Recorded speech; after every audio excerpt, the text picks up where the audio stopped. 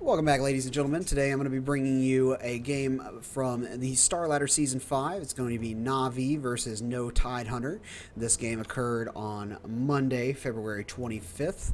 We're casting it about a day later, so 10 seconds let's see if we can get some good plays out of these guys. Na'vi, of course, 5 seconds remaining. super popular team who won the first of the Dota 2 internationals, managed to grab themselves runner-up in the second international.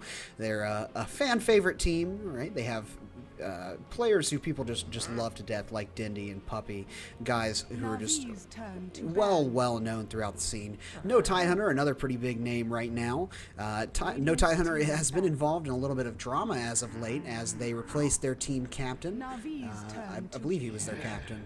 I know he founded the team. It was Eternal Envy, who was a Canadian Dota 2 player who was kicked off the team and replaced with a stand-in as they look to find another Swedish player. We're already inside the draft as we see that Na'vi has picked themselves up a Lifestealer and a Magnus. No Tidehunter has already grabbed themselves a Wisp.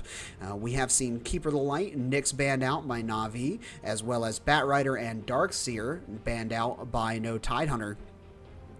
And all of these bans and picks, exactly what we would expect to see, right? This is professional level Dota, and these heroes are incredibly popular right now. No Tidehunter with the Wisp pick, we'll see if they want to go for possibly a Chaos Knight. They can't take the Keeper of the Light or the Lifestealer for obvious reasons, who both complement Wisp so well. They may go for some sort of split pushing strategy with this Wisp. We've seen that become increasingly popular as of late, with Nature's Prophet sneaking his way back into games. We do see the Chaos Knight pick up as well as the Bounty Hunter. So in all likelihood, this is setting us up for No Tidehunter to run Wisp and Chaos Knight mid. Bounty Hunter is going to be in an off lane, and we're going to see a dual lane of someone and something, most likely a hard carry, and one of the more popular supports right now. We'll have to see, though, once we get through our second round of bans, who No Tidehunter exactly wants to pick up. Na'vi's got to grab themselves their third hero here. They'll most likely have Magnus run either mid or off lane. Lifestealer's going to need himself some accompaniment. If Magnus is not going to be mid, we'll see them pick up a support hero right now in all likelihood. 5 seconds. Yeah, they're going to pick up Shadow Demon. Shadow Demon, of course, incredibly popular for his damage dealing potential, as well as his ability to disable enemies and save teammates with his disruption.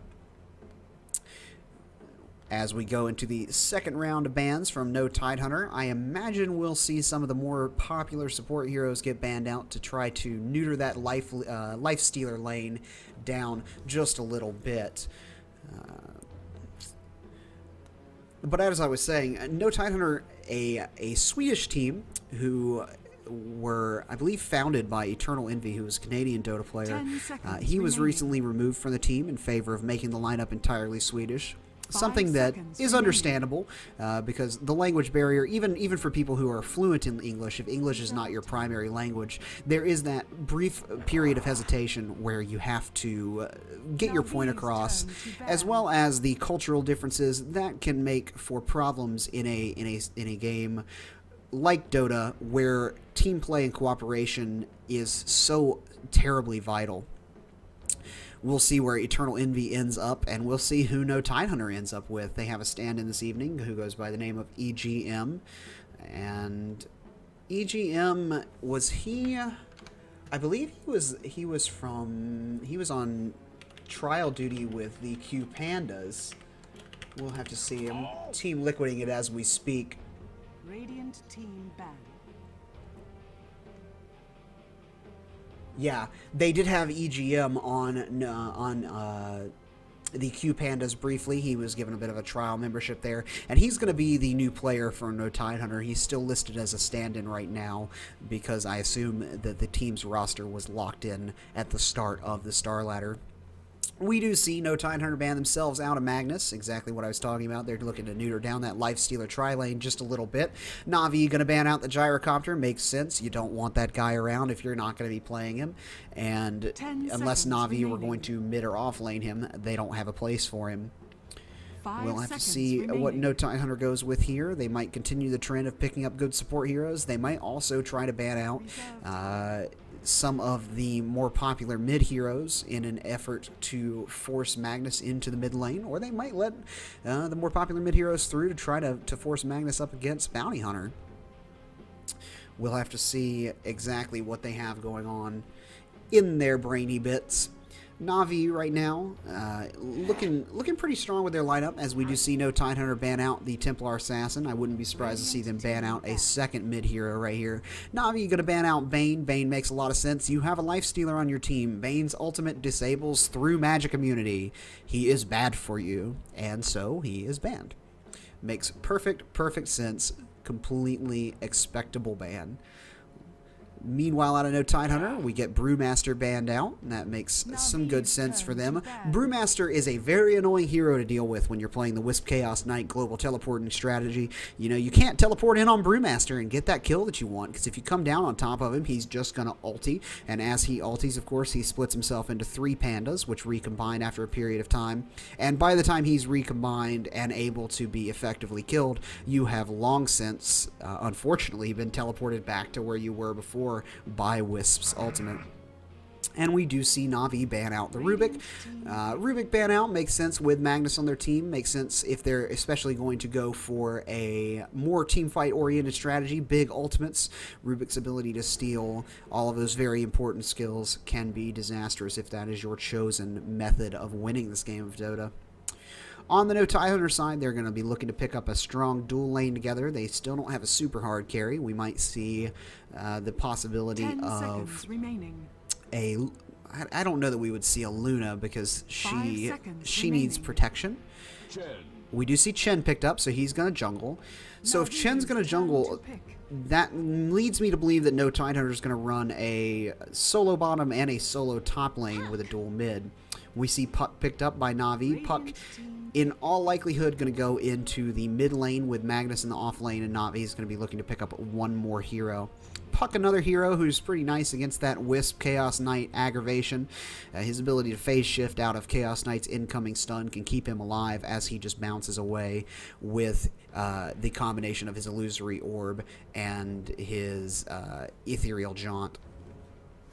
We'll see who new Tidehunter decides to pick up right now. We'll see, more importantly, if they plan on picking up a mid hero or running that Wisp CK mid, as they do go into their reserve time.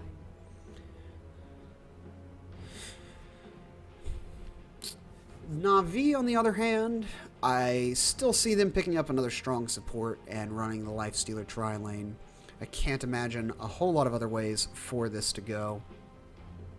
As the timer continues to tick down for no Tidehunter, I'm really interested to see exactly what hero they pick there, because this is going to drastically shift the way that they lane this lineup. And this is, although it's filled with a lot of heroes that we consider to be standard, it's kind of a non-standard lineup in that it doesn't fit into the tri-lane meta that's so popular right now. We'll have to see what they end up going with. They do go with a Queen of Pain. So Queen of Pain is going to be, in all likelihood, in... Well, I say she's going to be in the mid position, but we'll have to see. And Lina gets picked up by Na'Vi. Puppy going to play that Lina hero that he's been playing increasingly lately. Dindy on the Puck makes me think he's going to go mid. And we do have Havast on the Lifestealer and Light of Heaven on the Magnus, as well as Arsart on the Shadow Demon. On the no Tidehunter side of things, we do see EGM picking up the Wisp, Admiral Bulldog on his Bounty Hunter, as we're waiting for the other 3 heroes to be locked in by their particular players. I'm still honestly debating exactly how no Tidehunter is going to lane this team. It's going to be interesting to see what they feel is going to be the most advantageous way to field these 5 heroes. I do imagine that Chaos Knight and Wisp will be in the top lane, supported by Chen, who will be in the jungle, with Queen of Pain mid and Bounty Hunter off lane, but we'll have to see. We do get inside of the game. And let's see. As no Tidehunter starts to move bottom, we see a lot of consumables up on Bounty Hunter. That confirms he's going to be out in the off lane. Chen's already got his Sentry Wards, Observer Wards, and Smoke, and he's going to pick up the Holy Persuasion, which is going to allow him to jungle at level 1. Chaos Knight takes another pretty standard loadout. Both teams going towards their respective jungles want to make sure that they maintain control over those jungles. Not surprising at all. Assard is going to be playing, I would imagine, the number 5 role on the Na'Vi lineup, though it is certainly possible that Lina would occupy that position. Magnus, also with tons of consumables, confirms he's going to be off in the off lane. We do have a Quelling Blade and a Stout Shield up on Lifestealer. He could choose to jungle that hero.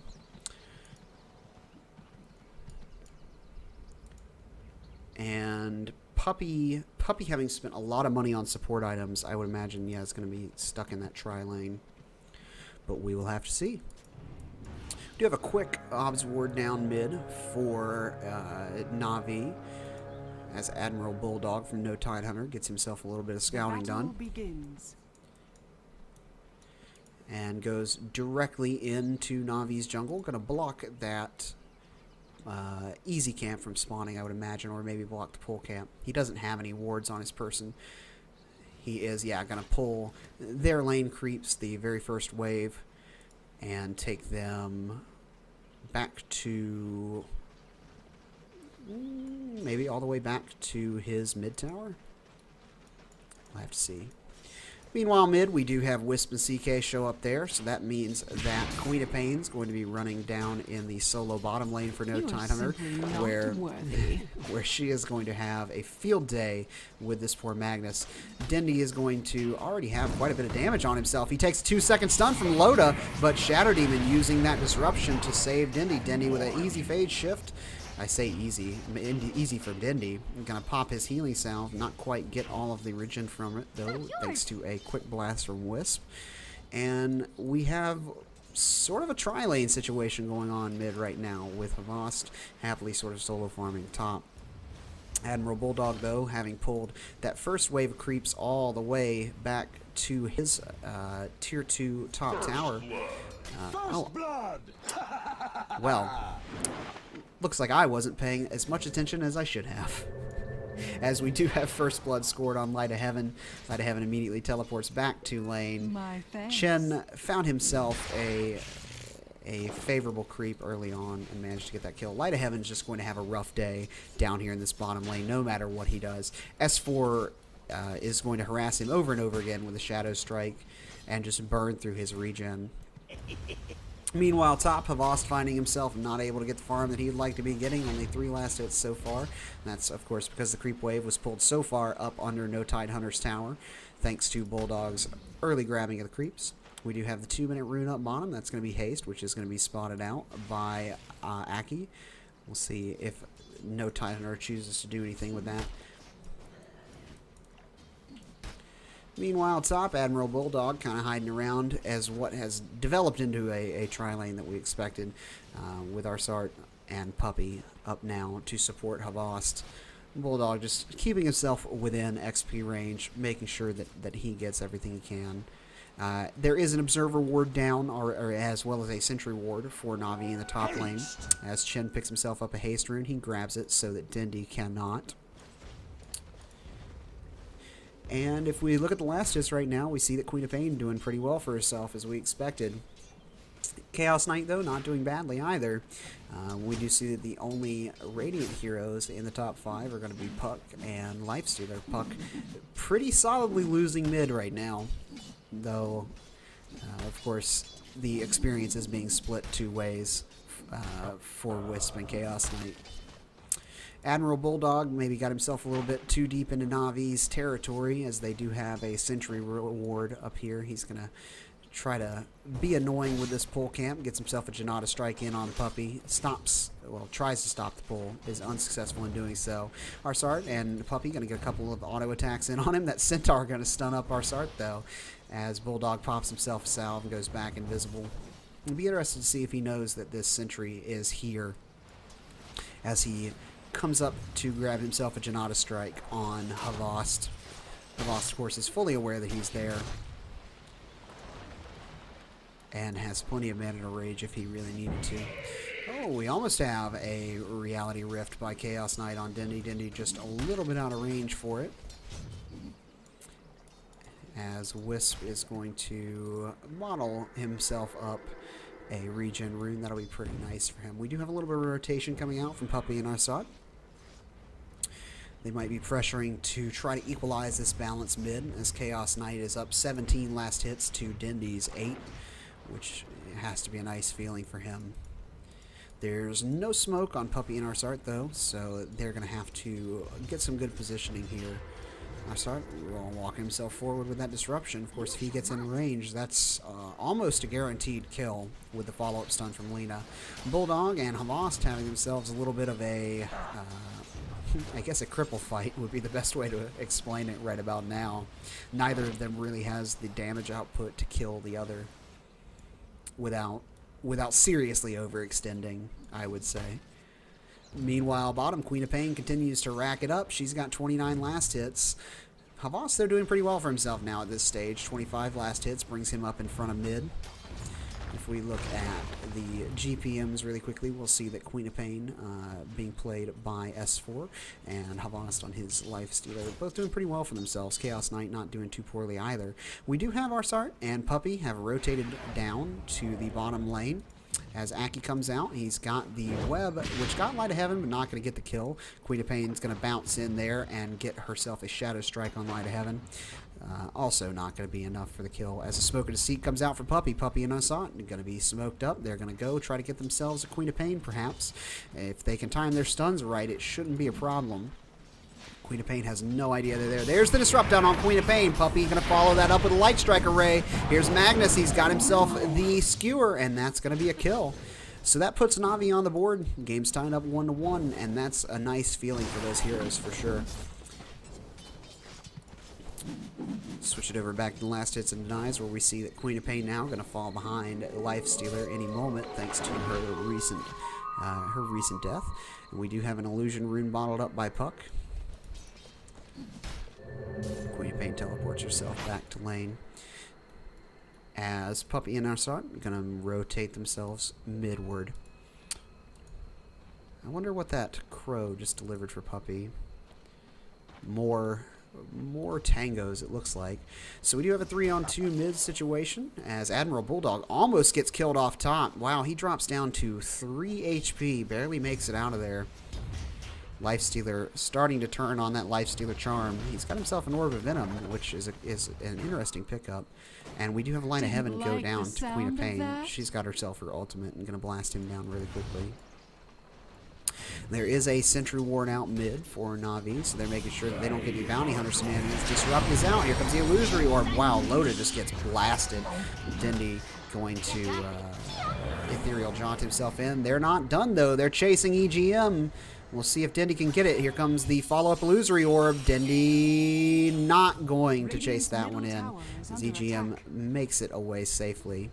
Meanwhile, bottom, Aki got himself a nice little selection of creeps there with the Troll Warlord and the Centaur Conqueror. That's double disable ability, possibility of killing Light of Heaven again. We'll have to see.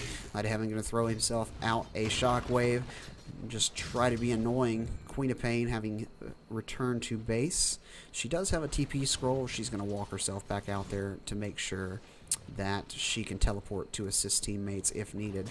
And it is interesting to note, there's an observer ward for the Radiant side from Loda, that there is a rather shocking lack of vision for both teams right now. As Havast is wailing on this tower a little bit, we see if we switch things over to the Radiant side, they just don't have a ton of vision. Dindy is going to phase shift, I apologize, Illusory Orb and jaunt himself in, grab a DD rune, but he's going to take some damage from that Queen of Pain. Puppey teleports down, Light of Heaven's here, here's EGM. EGM's on S4, regenning him up. And Light of Heaven going to skewer himself out of this fight. Dindy makes it out of there alive. Light Strike Array doesn't find a hero. And I think both teams, yeah, just going to back up here. Bulldog and EGM rotating themselves back midward as Puppey defends that tower. Ah, they're coming in behind the tower. They're going to go on Puppey. There's not a lot Puppey can do about this with a quick Scream of Pain and a Light Strike Array. The Light Strike Array from from Lena, not enough to save her life, unfortunately. Dire's bottom tower is So under Bulldog attack. gonna pick himself up that kill. That's pretty nice for him. Dindy throws out an illusory orb, decides not to chase it. He knows that Queen of Pain has her ultimate. Doesn't want to be up against the burst damage from that ultimate and Janata.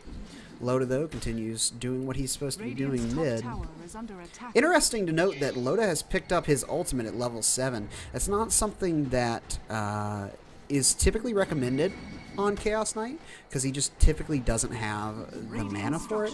But with Wisp around, he's you know, feeling a little bit better about this. Got more combat going on with Havas top. Havas is going to get the tower kill, and he's going to infest one of the Radiant's creeps, which is going to keep him safe, even though S4 is teleported in. He has his rage up, even though he is tracked. And it looks like Puppy has rotated up to help him, which is going to cause Queen of Pain to make her way mid. We'll see if they can get a kill mid here in just a moment.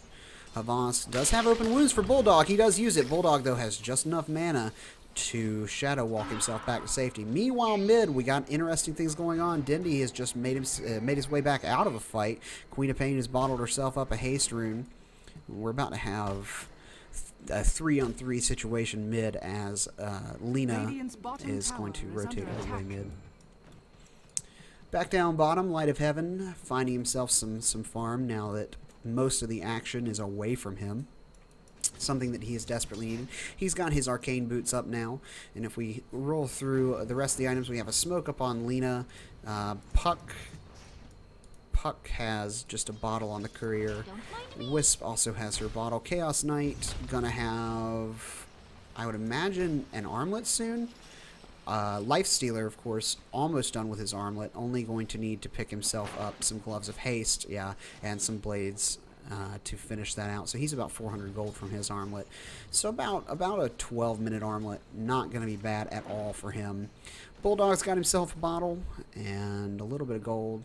Not enough to really do a whole lot with, as we have a buckler coming out for Aki on the chin. So Aki, with his buckler and his headdress, is now only about 700 gold away from Mechanism. That's going to be pretty nice for him. Meanwhile, we have 3 Na'Vi heroes smoked up top. We have Magnus, Lena, and Shadow Demon all converging in on Bulldog and Loda. Bulldog, though, going to get himself away. The dust's going to pop off, but he doesn't find Bulldog. He does get skewered up as the bottom tower goes down for in No Tidehunter's favor. A stun thrown out by Loda, but the rage from Havas going to protect him from that as he does get tracked up by Bounty Hunter. And the track is something that we're going to have to watch this game, because if you'll remember, track gives bonus gold to 2 heroes when they kill someone who is tracked. So that ability can make what would otherwise be even trades drastically in the favor of the team with track. We do see with the net up, Chen and Admiral Bulldog going to get themselves a quick kill on Magnus. Dindy going to bring himself into the fight and pop his ultimate, but not really going to get anything with that, as Navi's going to back away just a little bit. S4 comes in, gets ready to do some hurting.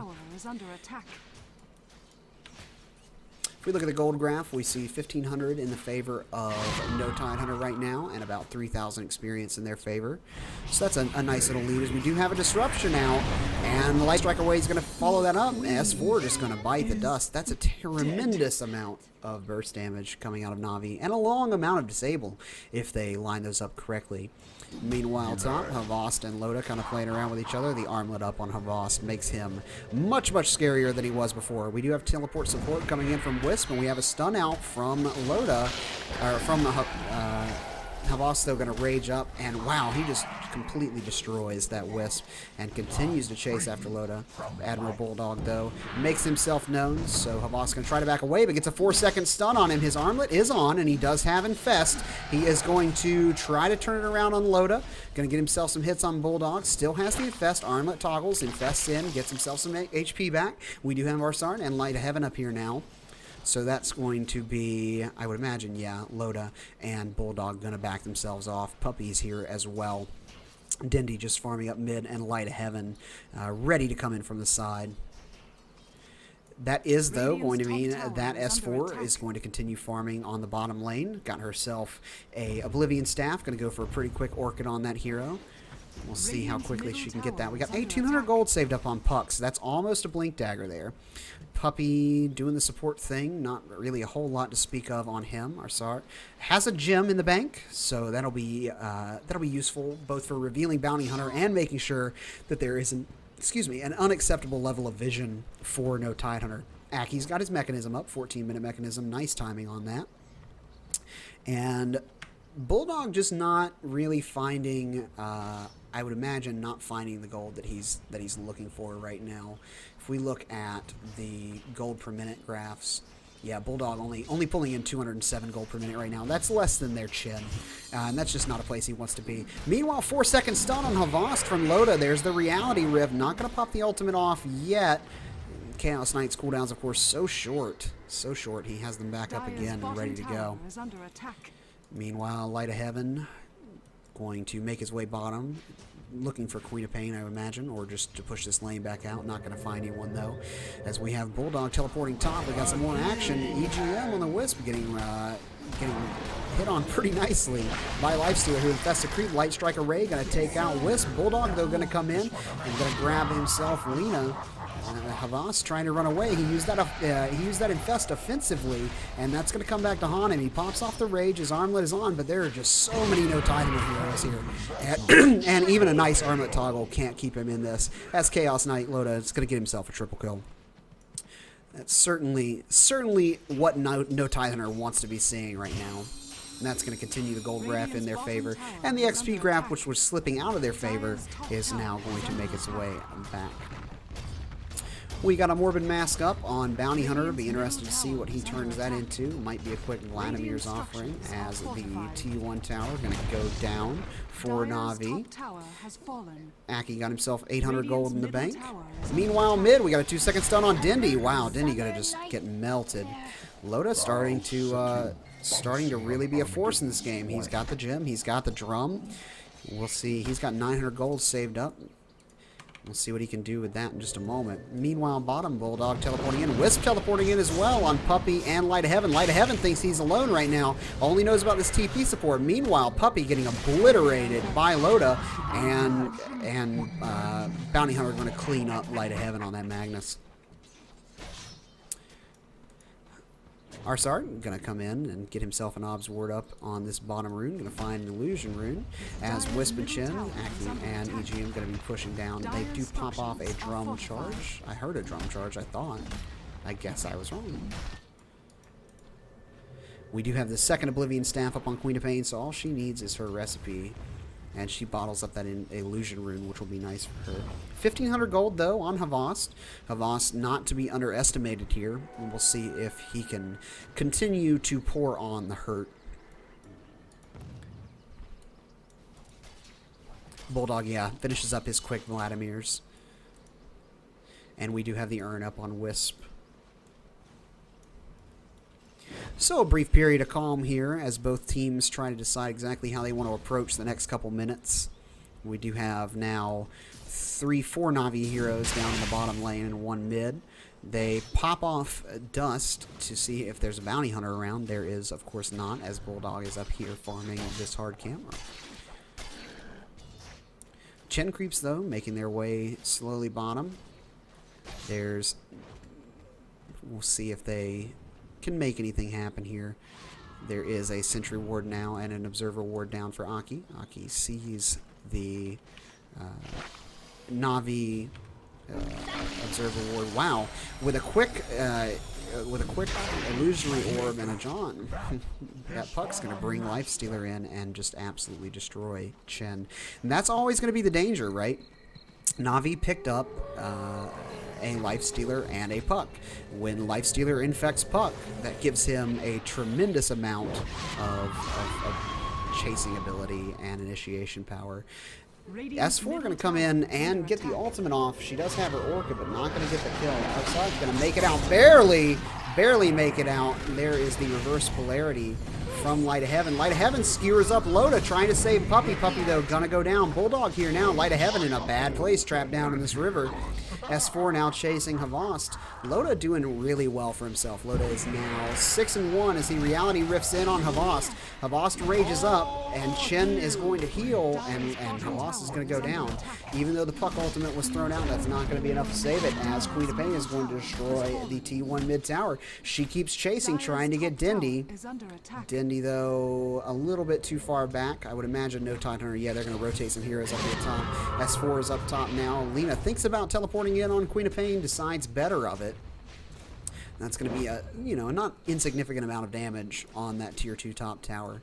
So right now things definitely going in no Tidehunter's favor. We've got 8,000 golden experience going their way as Queen of Pain finds herself and bottles a double damage rune. That right click Queen of Pain we see more and more frequently. Really, really strong way to play that hero if you can get a decent early start. We do have part 1 of the BKB up for Bounty Hunter. He has his Ogre Club. Aki got 1,300 gold saved up. We'll see what he does next with that. 1,400 on S4's Queen of Pain. Meanwhile, Loda, I believe, just bought an item. He's got only 600 gold on his person. And I don't see... Oh, he finished his armlet. I apologize. And that's going to, of course, make him even more powerful. We have Dindy. Dindy is bottom, and he does have Lifestealer inside of him. He also has himself a Ghost Scepter. Ghost Scepter is going to be pretty nice in staying alive from all this right-click damage. And there he is. There's the silence. There's the ultimate. Havast coming out big. Havast and Loda decking it out right now. And yeah, that's the death of Loda. Bulldog thinks about coming into support, decides better of it. Luckily for Loda, he did not have the gem on his person when he died. So that means Light of Heaven and Puppy can posture and position to take this mid tower. Reverse Polarity is off cooldown. Queen of Pain ultimate, though, also off cooldown.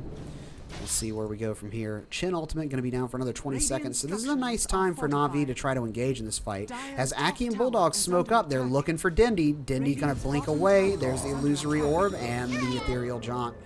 Meanwhile, lots of action bottom. We got Loda coming in on top of our Sart. Gonna get him. Havas backing away. Queen of Pain Loda bought himself back into the game and teleported down to assist. Loda is going to find himself Havas with a Reality Rift, as is S4. This is just so much power from the Radiant here and just no support from Na'Vi. There's no way they could get heroes into there, and that's going to be the death of Lost. If we look down at the kills and deaths right now, we'll see that Chaos Knight Loda doing very well, 7-2. Next highest number of kills in the game going to be Lifestealer with 4 kills. S4 going to blink in and get Reverse Polarity. Not got his ultimate off yet. Gets Laguna Bladed and brought down. No, manages to be returned to base by Chen. That was a very nice save. Dindy, though, gonna find himself Chen. Hopefully kill him. Not quite gonna get it. There's the disruption up on Loda. Loda chasing down our Sart. Bulldog already in there. Our Sart. Look at the amount of damage Loda's doing. That 3-second stun and a crit gonna finish him off. Puck continuing to try this chase. Puppy dead. Is Puck going to be able to make it out of here? Bulldog now on a killing spree of his own. And Puck, yeah, long gone. That was a pretty big engagement for no Tidehunter. Right now the game stands 17-9.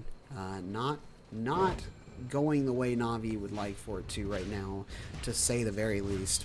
10,000 gold and 10,000 experience in the favor of no Tidehunter. And if we look at the big items coming out, I would imagine we'll see some stuff start to come out for no Tidehunter. Loda has himself the first part of his BKB. He has his Ogre Club. Wisp has 900 gold saved up. Bulldog will be able to finish his BKB in just a couple of gold, as will Queen of Pain. Not going to get the mid tower as they were hoping, though, as Na'Vi is going to push them back out. Dindy, once again, has Lifestealer all up inside his Ghibli bits. Teleports top, hoping to chase. Not going to get it done. Queen of Pain too mobile, and Bulldog too far gone. But the Dyer's Creep Wave is going to be pushing in on the mid T2 tower for no Tidehunter. We'll see if Na'Vi can turn this into some quick tower gold. And that's really what Na'Vi is lacking right now. If we look, we see that no Tidehunters managed to destroy 4 of Na'Vi's towers, whereas Na'Vi has only managed to kill 2 of theirs. That's a lot of gold. Dindy's in, S4, BKB is up, gonna blink away, gonna kill Puppy, reverse polarity on S4, tries to save Puppy, doesn't quite get it done. Light of Heaven, though, manages to get his skills off. There's a 2-second stun up on Arsart. Loda trying to reality rift in on Havast. Arsart gonna die, maybe? Yeah, gonna be finished off by Bulldog. Dindy gonna have to back away. So that's a 1-for-3 engagement once again for no Tidehunter. And things just continue to slip out of Na'Vi's control right now. Every engagement that looks like it's going to be big for them, there's so much, a tremendous amount of mobility for no Tidehunter. And, oh wow, that reality rift. He 3-shots Puppy. Havas comes in on Wisp. There's the the Radiant Courier. Not going to go down, though. Havas desperately trying to get himself a Wisp. Doesn't get it. 4-second stun on Havas, and he is dead. That gives Loda now 10-2 status. He's getting pretty huge for himself. Getting pretty huge indeed. What did that Courier deliver out while this was all happening? We do have a Ghost Scepter on Chen, and it looks like gonna be a Roshan attempt out from no Tidehunter. We'll see if the Dire want to try to defend against this. They do have vision. They are positioning, yeah, they know it's there, but Roshan's already at half health, and we still have Havas down for Na'Vi. Does Na'Vi try to go in here? They don't have reverse polarity. Here comes Dindy. Dindy gonna get the silence, but S4 gonna turn it around. Light of Heaven just gets brought down by a Janata Strike. The Courier's bringing out a whole bunch of items. S4, wow, Loda just blows everyone up, and Na'Vi's gonna call the GG. 25 minutes. Not a bad game at all if you're no Tidehunter. And not a bad team to defeat in 25 minutes either. Admiral Bulldog finishes up his BKB. That was what the Courier brought in the middle of that fight.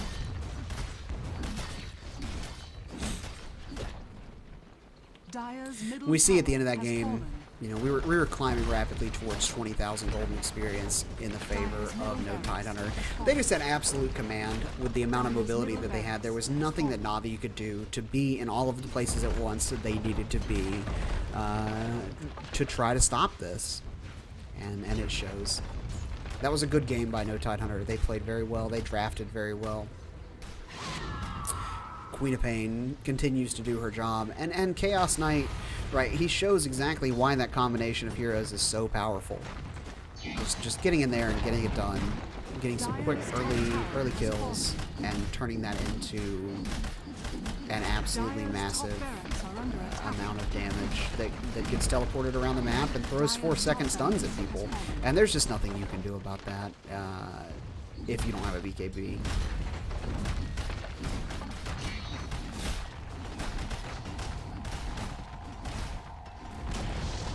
Dire's middle tower is under attack. So no Tidehunter's got to be pretty pleased with that, considering that they are. This is the team that they'll be playing with going forward. They have to be pretty happy with EGM's performance. Not as many big Wisp TPs as I thought we would see in this game, but a good enough number, obviously, to decisively turn the game in their favor. And if we look at the hero levels at the end of the game, we see Puppy and Artstyle just not ever able to get online. 8 deaths and 5 deaths respectively, 7 deaths on Light of Heaven. Havast was doing what he needed to do, but the rest of his team just not effective enough to stay in the game long enough for Lifestealer to outcarry Chaos Knight.